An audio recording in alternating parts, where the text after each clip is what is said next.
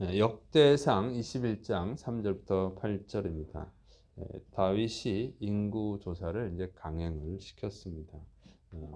그 내용으로 되어 있습니다. 첫째는 이제 요압이 반대하는 내용으로 되어 있어요. 역대상 21장 3절 요압이 아뢰되 여호와님께서 그 백성을 지금보다 100배나 더하시기를 원하나이다.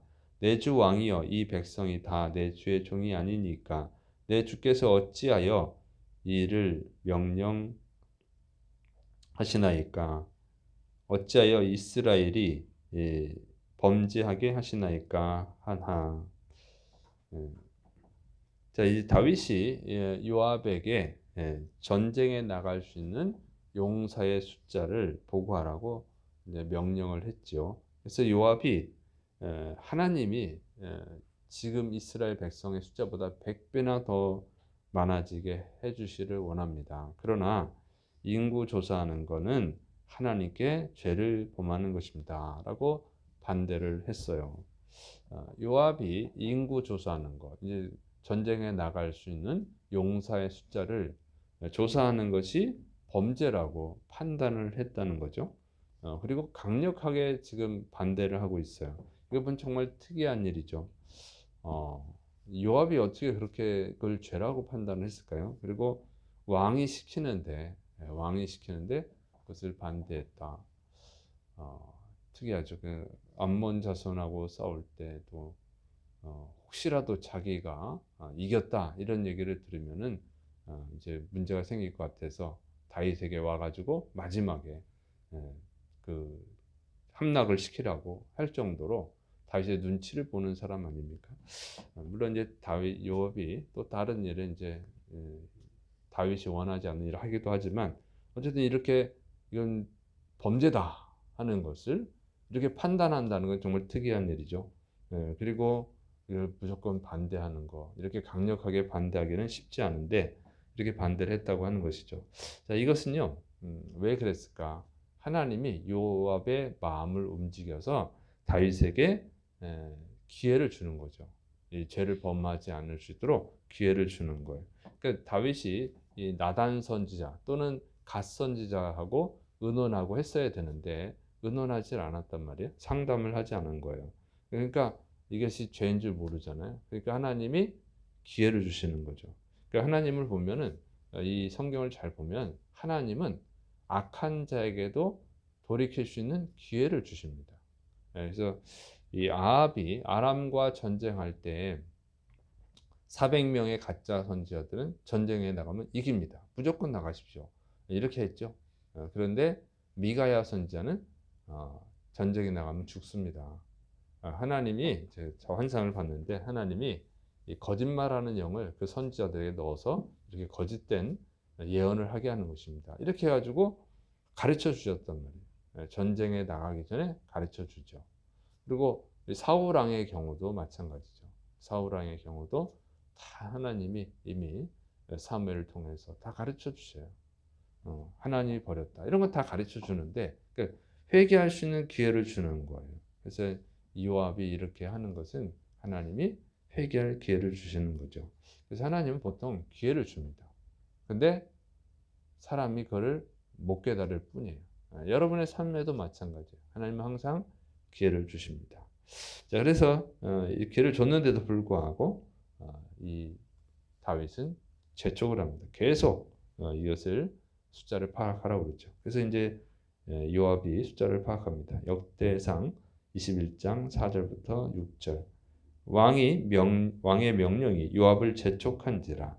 드디어 요압이 떠나 이스라엘 땅에 두루 다닌 후에 예루살렘으로 돌아와 요압이 백성의 수요를 다윗에게 보고하니 이스라엘 중에 칼을 뺄 만한 자가 110만 명이요 유다 중에 칼을 뺄 만한 자가 47만 명이라. 요압이 왕의 명령을 마땅치 않게 여겨 레위와 베냐민 사람은 계수하지 아니하였더라. 예, 자꾸 재촉을 하니까 왕이 재촉한다는 건 얼마나 부담스럽겠어요. 이거는 뭐 굉장히 무섭죠. 그래서 이제 어쩔 수 없이 요압이 예, 칼을 들고 싸울 수 있는 숫자를 파악을 했습니다. 그 이스라엘 9개 지파에서 110만 명이 있었고 유다 지파에는 47만 명이 있었어요. 그러니까 157만 명이죠.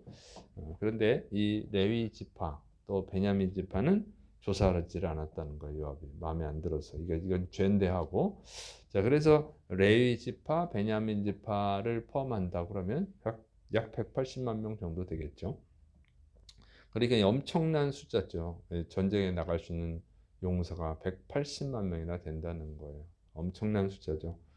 이스라엘이 출애굽할 때 싸울 수 있는 용사가 60만 명이거든요. 그 거의 3배죠. 3배나 늘어났어요. 그래서 다윗 왕 때 크게 번성했음을 알 수 있죠. 정말 하나님이 복을 주시면 이렇게 크게 번성합니다. 하나님의 은혜입니다. 그런데 이 다윗이 이 조사한 일로 인해서 하나님이 이제 징계를 하죠. 그래서 역대상 21장 7절부터 8절 하나님이 이를 악하게 여기사 이스라엘을 치심해 다윗이 하나님께 아뢰되 내가 이 일을 행함으로 큰 죄를 범하였나이다. 이제 간구하옵나니 종의 죄를 용서하여 주옵소서.